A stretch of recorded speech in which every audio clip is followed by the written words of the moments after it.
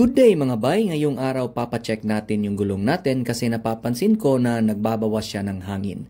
ND rubber pala ang gamit natin mga bay, made in Thailand.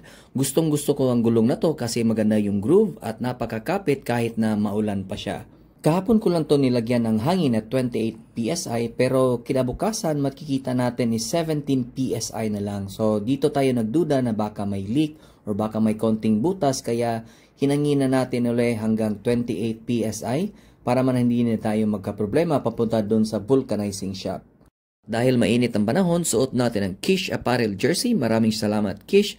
Nakakasiguro tayo na komportable tayo sa palakbay kahit na mainit pa ang panahon. Ayan, at nakarating na tayo sa vulcanizing shop. Kaya sinimulan agad ni Kuya na baklasin yung gulong natin para malaman kung ano nga ba yung problema sa ating front na gulong. At sa part na ito mga bay ay inilubog na sa tubig yung gulong natin para malaman kung saan banda yung may tagas ng hangin. At ayun, nasa gilid pala yung tagas ng hangin. Kaya ito para yung rason kung bakit tuwing umaga is nagkukulang siya ng hangin at pag nagtra-travel na tayo is parang wobbly siya dahil pala dito. Habang binabaklas ni Kuya yung gulong, nagtanong siya sa akin kung naka-tire sealant ba tong gulong natin noon. At sabi ko sa kanya, oo, at hindi natin ito napalitan ng 1 taon. Sabi niya, ito daw ang posibleng rason kung bakit ba yung leak sa gilid kasi yung mga namumuong tire sealant doon is nagkukos yan at namumuka sa kilid kaya lumalabas yung hangin. Ito yung tinutukoy ko mga bay, yung na-expire na tire sealant. Sa makikita natin, nagko-corrode na siya.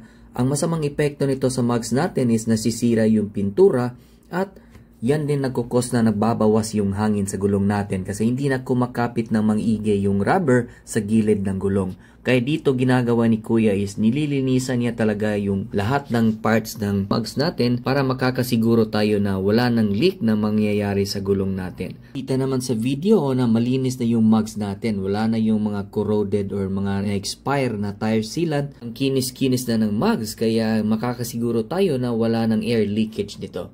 Kita naman natin sa gulong mga bayo, ang dami pang mga natirang lumang tire sealant sa gilid nito. Ito din isa sa mga rason kung bakit lumalabas yung hangin sa gilid dahil hindi siya kumakapit ng maayos sa mugs. Kaya siniguro ni Kuya na linisan ito both sides sa gulong para wala na tayong problema in the future. Kaya take note lalo na dun sa mga naka-tire sealant na i-check ninyo palagi yung tire sealant ninyo. At a maximum of 6 months, tanggalin at palitan na yung tire sealant ninyo para swabing-swabe yung biyahe.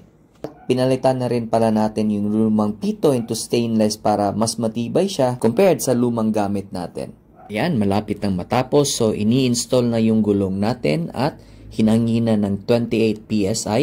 Pagkatapos nito ay chinek agad dun sa tubig kung meron pa bang leakage or meron pa bang hangin na lumalabas sa ating gulong. Kaya good news! Wala nang tagas na hangin sa ating gulong kaya kampante na tayo sa ating mga biyahe. Okay, so tapos na lahat. 120 pesos po yung bayad natin at binigyan natin ng sticker si Kuya at saka tip dahil sa pagtulong sa atin.